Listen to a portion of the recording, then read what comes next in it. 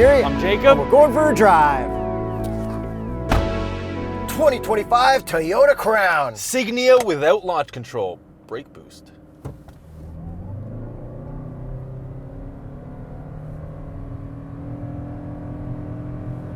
Not the fastest. Not bad though. CVTing. Yeah. Combined horsepower and torque. 240 horsepower and 178 pound-feet of torque from a 2.5 liter four-cylinder hybrid with 2 electric motors. Is this a wagon or is this an SUV? Okay, so And is this a Crown or is this a Toyota? 2 different questions. I'll address the first one. This is not officially a wagon per Toyota, but in Japan it is. But in North America, this is considered a CUV/SUV because if you call this a wagon, it wouldn't really sell. But proportionately, seeing this in person, this is 100% a wagon, although it is slightly lifted. So Yuri, could you please lower this in Photoshop for us? It would be my pleasure. I've been dreaming of doing that this whole time. It definitely looks like a wagon, especially once it's lowered. But what they did was some trickery, kind of like a Mach-E, where they blacked out the bottom part of the car to make it look even smaller. But the thing that kind of gives it the CUV proportions are the big doors, because the belt line's high up too. Exactly. So like getting in and out of this thing is actually really nice because it's lifted. And apparently from the B-pillar back, it's different, but from the B-pillar to the front, it's pretty much the Crown. Yeah, so this is the same platform as the Toyota Crown for obvious reasons. But this doesn't come in two-tone paint. No, they wanted to differentiate it. Yeah, that makes sense. But they did say that they are always looking for future product options and things like that, so maybe it'll happen. Okay. What was your second question in the beginning of the video, Yuri?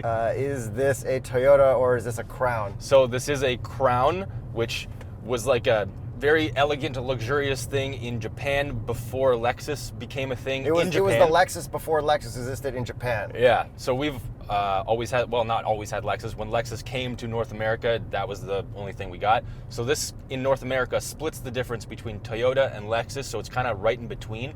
And looks-wise, we even have like a Lexus-like front end, like a grill. It's tricky.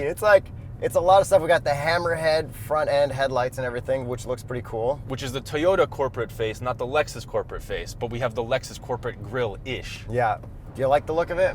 I really like the look of it. This is the red one, which I thought was like the coolest color. There is a coppery, bronzish one, which is different than the Lexus rose goldish bronzy copper. Yeah, that one's more rosy than that one copper. Looks more Lexus. Yes.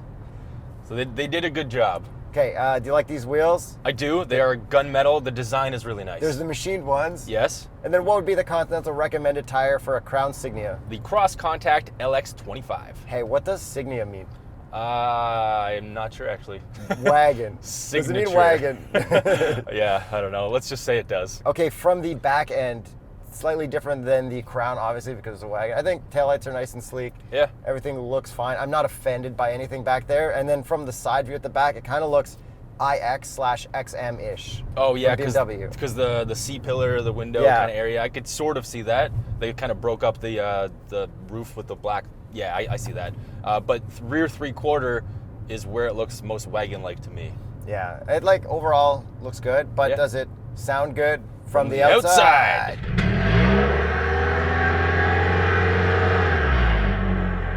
Not particularly, and Yuri, do me the honors of what it sounds like inside.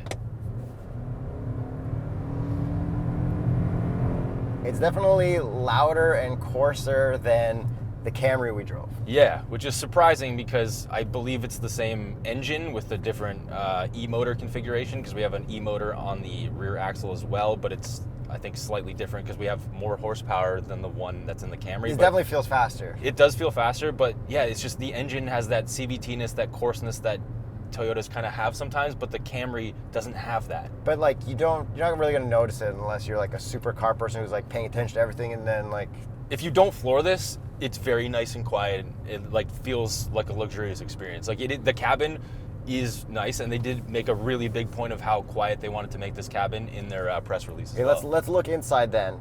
Is everything nice? Is it nice materials? Does this feel like it is the top tier of Toyota? It does, for sure. Like the materials in here, this saddle tan leather feels and looks so nice. Yeah, there are really no bad materials, and it's like limited piano black. This isn't even piano black. This is like a very metallic gray. Really? Yeah. Well, wait till we get some sun. Hold on. Yeah. Hold on. Ready? Right now, I just missed it. Look, I swear. To me, it looks right now. Because it's in shade. Yeah, okay. And then we do have cup holders down here, which do fit our Red Bulls, no problem. And then we do have a nice wireless charger down there, which has its own little cubby. Yeah, and even if you're not wireless charging, you just like toss it in face down, which is pretty good. It's pretty convenient. Yep, and then we do have hard climate controls, which is lovely, same as every other Toyota that we've driven on this event. Then moving on to our infotainment, we have one button knob, the volume knob. That seems like that's the best Toyota can do these days. We've accepted it. We got wired or wireless Apple CarPlay. This one has not been updated so that you could have the permanent menu on the left yet, but it seems like they are all getting that update, so that is good news. The Toyota infotainments are not useless anymore. That's right, they're really, really good once they get that update. But right now, they're just pretty good. Okay, and then the gauge cluster, pretty much same as every Toyota we've been driving on this event. Like everything is kind of the same. Yeah. It's kind of turning into Volvo, which is going to be like kind of boring for future reviews, but it's nice because the cars and the infotainments are actually good. That's right, unlike a lot of Volvo stuff. And Volkswagen. And then I didn't mention that we do have heated and cooled seats in this particular trim, and this is the Limited, which is the top trim. Yes, and there's only two trims. It's very simplified. It's Limited and XSE. XLE. XLE. Yep. All-wheel drive is standard on all of them. Which And they're all hybrid. Yes. So that's, I guess, just this is what you're going to get. Enjoy it. And before you drive, last thing I want to mention, trunk room, because most people who are into cars probably want a wagon over a sedan, right? Oh, yeah. Over the sedan, yes, but over a CUV, probably not. Because this is a wagon. It is a wagon. It's a wagon. Yes. Okay, lots of room back there. That's nice. I love it. I love wagons. Yeah, tons of room back there. The only thing is we don't have like 12-volt power back there, like a wall plug. Right. Which, like, for a hybrid. we're doing hybrids, so give me that power, and we don't have it back here either. But we do have a power tailgate with a lock button on the tailgate as well. Yeah, I said like the auto lock thing, so like when you walk away, you'll click that, and then when you walk away, it finally closes, which is great for like picking stuff up and then not having to like push the button while you have like groceries in your hand. Yeah, exactly. All right, your turn to drive. I'm not gonna clap. Don't clap. Brake boost. Traction off. Felt better, but it's not amazing. No, but it's definitely pretty decent. Nobody's gonna be flooring this thing from a stop. Yeah. But it does feel pretty nice, the right amount of power for something like this. The CVT does work pretty well. Like, I would say it's pretty seamless. And Well, you got paddles. Does it paddle? probably not. Okay, I'm gonna downshift. So Toyota CVTs do like to downshift. They don't like to upshift. Nothing. Yeah, but it's good for like engine braking down a hill and stuff. Yeah. So let's do some handling, because we're out in these San Diego mountains, or whatever you call them, canyons, I don't know. Thanks to Toyota for flying us out here in economy and putting us up in a hotel to get all these reviews out for you people. So this actually handles pretty well. Like, I would say a little bit better than the Camry. Nicer steering feel for sure. Yeah. Less. It's tighter. It feels tighter. Yeah, and it's not like crazy over boosted, like off center, like the Camry was, where it's a little bit more progressive. And then the suspension, I think because it's lifted, is a little bit floatier than the Camry. A little more bounce, yeah. Yeah, just like a little bit, but it's very, very comfortable. And considering how big the wheels are, they did a really good job with the suspension of making this thing really comfortable. Yeah, it's pretty fun. Yeah, so I mean, driving this thing, I don't think you're really going to have any issues with it. That's quite nice. And then what else do you want to talk about, Yuri? I have the sun in my eyes, so I'd like to speak about this giant moonroof. Which is nice. I thought you were going to talk about the visors. We'll do that after. But yeah, it is really nice to have this. But we got like this big bar that kind of divides us out. Well, that's so you can open like this part. Oh yeah, that's that. Okay, so that is kind of smart. Reasonable. Yeah. Structural rigidity. Let's check the visors, because Pre-production. all the other Toyotas have failed so far. 3, 2, 1. Oh! Toyota, Japan. Crown pass, Toyota not pass. Yeah. Is that the new rule? I guess.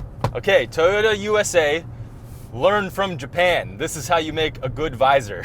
Yeah, you said Toyota USA and it popped up your voice command, Oh, interesting. which does work for your Sirius XM. Please try. We're in a low reception zone. That works well for Sirius XM, we found, so shout out that. And the next thing I want to talk about are these seats. They are super comfortable. This is the only type of leather that you get. You don't get like a cloth seat in this thing. Yeah. So very, very good. No up-down lumbar. That's right. Forward-back lumbar only on the driver's side, and the passenger side has like a little blank thing. But you do have seat presets which makes sense if you are at the top of the Toyota lineup. However, the steering wheel is still manual, so you will have to adjust that. But I think part of Crown is that you're going to get a lot of features in every Crown no matter what. Right, so it is quite nice what you get in here. And we haven't got to the price yet, but it is obviously going to be priced less than Lexus products. Okay, other stuff, drive modes. We got normal, econ, and sport. And custom, because we haven't really seen custom in any of the other Toyotas. Yeah, and that lets you change your steering, so that's cool. We have the EV mode, which, only low speed, blah, blah, blah, but it's good. It coasts in EV and when you slow down and stuff. Yep. We have a 360 camera, which is sweet, sweet, sweet. Love it. Very good resolution. And then, like every single other Toyota, Safety Sense 3.0, so the good adaptive cruise and all that stuff, which... Yeah, the lane centering, we tried it on the highway, it worked really well. It's boring to not be able to talk about different stuff between all the other models, but all the safety stuff works really well, so it's nice that everyone's getting that. Yeah, and I did just use my downshift paddle in that corner, so Wow. there is a function to it. Race car. Okay, how about back seat room for Jacob at 6'1.5"? My hair just grazes the roof, which is a full pass Yeah, in it's my acceptable? book. Yeah, Oh, because that's it's good. not my actual head. Yeah, it's nice back there. Lots of light and everything. Looks like Lots it'd of- be good for kids, too. Yeah, and lots of leg room. And I do love this saddle tan color because you can only get this or black. And then would you take this color outside, the red? I love this red. It's a really good red, especially in the sun. Like, Oh. it pops hard. Would you take that cement dark blue? Copper? Oh, the White? copper. Yeah. The copper's really nice, too. Copper's nice. But it takes, like, the right amount of light to make that. Yeah, we wanted the red for the thumbnail. Yeah. And then since this is hybrid, does the brake pedal feel weird at all? No, it actually doesn't. Like, it feels pretty consistent. Yeah, good job. Oh, and the next thing, since this is a hybrid, miles per gallon, Yuri, what do you think it is? Give me a number. Estimated. I think 40 somethings is good. I don't know, because I only know liters per 100 kilometers. Yeah. You're actually very close. So this is rated at a combined 38 miles per gallon, which is actually quite high. Nice. And high is good for Americans, whereas lower is better for liters per 100 kilometers. Yeah. And then the next thing that people probably care about, you know what that is, Yuri? Towing. Yeah, Actually? this can tow up to 2,700 pounds. That seems, good for like light duty stuff. Exactly. That is definitely one jet ski's worth of towing. So like, that's probably all you need. And then a couple other fun little features. We got the camera rear view mirror. I guess that's a nice luxury thing. Yeah, that is nice. Sound system, JBL, pretty good. Yeah. No head-up display in any Crown Signia at the moment. But the Crown sedan, we will be getting it for the 25 Yeah, model yeah. year, only on the top platinum trim. Yeah, so that's the thing too. So that might be a thing going forward. Let me know if you like head-up displays or not. I don't. I don't just really, let you I know. don't really care for them. Yeah, exactly. My wife loves it though, like absolutely really? loves it. Because she learned on a car with a head-up display, so she's not trained to look down at the gauge cluster. Okay. And the last thing I want to mention, What's that? we have a cool glove box that opens from both sides. Center console. Yeah, that's what I Glove meant. box is over there. The glove box only opens from one side. Yes. Is that everything with this car? I think so. Let's get to the price. It starts at $43,590. American. And this limited trim that we're driving is fully loaded at $47,990.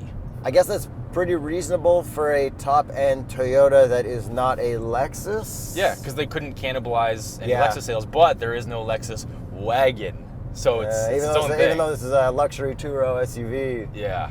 Yeah, I mean, it's pretty cool. I like it. I like the idea of Crown more and more now the more I drive, especially now that they have a wagon. Yeah. So if you're looking to get a fake SUV real wagon or whatever this is called, hit up tsp.truecar.com and check that out. Discounted price offers. Get yourself one of the Toyotas that we recently reviewed. Yeah, or a Lexus Yes. that looks like the Toyota. I would love to compare this in copper to Lexus RX or NX in copper if we can. That would be a fun comparison. Subscribe for whenever that comes out because we're going to do it. Yes, and thank you for watching this video from all of our Toyota coverage. Yeah. We know that this came out way later, but that's okay. Hopefully had a nice break of non-Toyotas before this one. Yeah, that's right. Hopefully we did something sick. Everybody in the comments, guess what we did before, even though you guys have already watched it. We don't know. Do you want to guess? What have we done before? Urus. A Ford Raptor double R. Yes. Whatever That's all. that means.